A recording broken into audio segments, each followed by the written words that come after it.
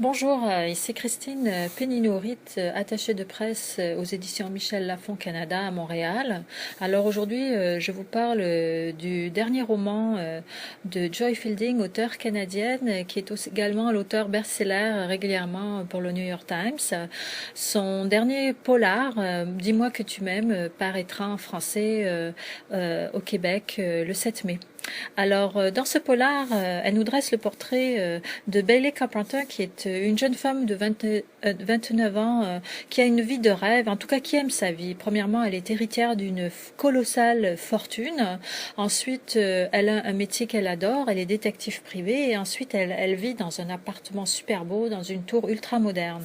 Et puis, dans le cadre d'une de ses enquêtes, elle se retrouve à un moment donné, assez tard le soir, à devoir espionner une personne dans un appartement, dans un édifice un peu plus loin, face d'elle. Elle est avec les jumelles, elle est planquée dans des buissons. Et puis au moment où de quitter sa planque, fatiguée vers minuit, elle se trouve en plein entre les mains d'un agresseur. Et puis là, elle ne peut pas s'en sauver. Et puis elle subit une agression, un viol.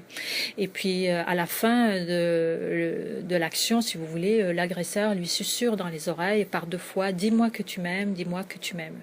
Finalement, elle est récupérée, elle se retourne dans son appartement. On la retrouve dans son appartement complètement désemparée. C'est une femme dévastée, ce n'est plus la même personne. Suite à cette agression, elle devient totalement paranoïaque, elle ne sort plus de chez elle, elle reste calfeutrée vraiment pendant plusieurs semaines dans son appartement avec des grandes baies vitrées. Et heureusement, il y a quelque chose quand même qu'elle continue de faire. Ça, c'est sa seconde nature. Elle a des jumelles et puis elle regarde au travers de ses vitres. Et puis, dans l'obscurité de son appartement, très en hauteur, 22e étage, elle se permet, elle regarde les autres édifices autour d'elle. Et puis, notamment, avec ses jumelles, elle voit les allées et venues de femmes dans un appartement en face, un peu plus bas, un locataire qui reçoit sans arrêt des femmes différentes et aussi qui a visiblement des actes de violence envers ces femmes-là. Alors, elle commence à développer une drôle de suspicion envers ce monsieur-là et elle commence à penser que c'est peut-être lui son agresseur, et parce que lui, il remarque qu'elle espionne avec ses jumelles et il fait des signes un peu bizarres. En tout cas, je n'irai pas plus loin dans l'histoire. On est face à la paranoïa intense d'une femme qui a subi une agression hyper violente qui dévaste totalement la personne. En même temps, il y a des personnages intéressants qui se greffent là-dedans. Même si elle ne sort pas de son appartement, on est en plein dans un suspense. On est un peu comme dans Fenêtre sur cour de Hitchcock.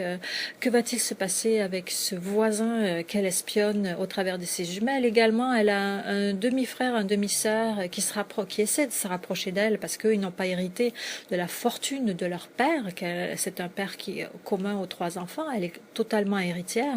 Alors, on ne sait pas trop qu'est-ce qu'ils veulent. Est-ce qu'ils seraient liés aussi à cette histoire d'agression? On commence à avoir des drôles de soupçons.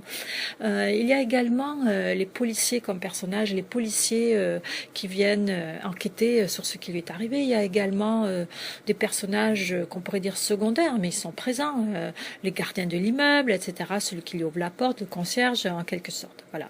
Alors, en fait, c'est un roman vraiment dans lequel Joy Fielding est à son meilleur. Elle sait vraiment étudier la personnalité féminine, également les pensées intimes, les angoisses des personnages, l'aliénation urbaine, c'est vraiment ça, et puis la perte d'identité complète. C'est un thriller, en fait, un thriller paranoïaque et voyeuriste, vraiment, dans la veine de Fenêtre sur cour. Moi, je vous souhaite de le lire. C'est vraiment bon. On en a vraiment, il y a une tension palpable. On n'offre aucun répit au lecteur.